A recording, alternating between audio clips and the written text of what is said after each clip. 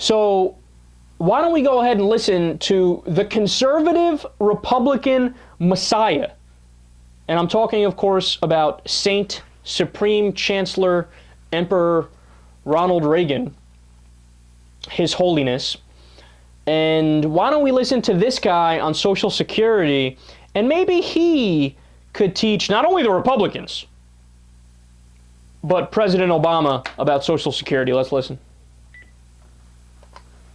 Social Security, let's lay it to rest once and for all. I told you never would I do such a thing.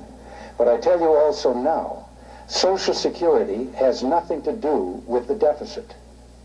Social Security is totally funded by the payroll tax levied on employer and employee. If you reduce the outgo of Social Security, that money would not go into the general fund to reduce a deficit. It would go into the Social Security Trust Fund. So Social Security has nothing to do with balancing a budget or erasing or lowering the You want me to play that again?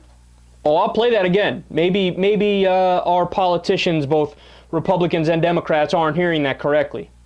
This is a right-wing, conservative Republican politician who gets up and says, I would never cut Social Security. Why wouldn't I cut Social Security? Because it has nothing to do with the deficit. The payroll tax funds Social Security. Did you know Social Security has a $2.7 trillion surplus? You haven't heard that lately in the media, have you?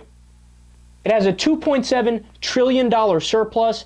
It has never added a penny to the deficit. By law, it's not allowed to add to the deficit. It is not the problem. It's never been the problem. It's more solvent than any other government program I know of. And now, both the Republicans and the Democrats are coming to rob it, which means they're coming to rob you.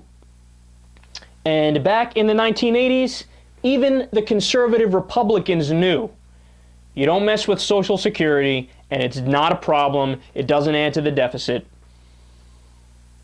Look how far astray we've gotten in our politics when Ronald Reagan is to the left of Barack Obama on some issues.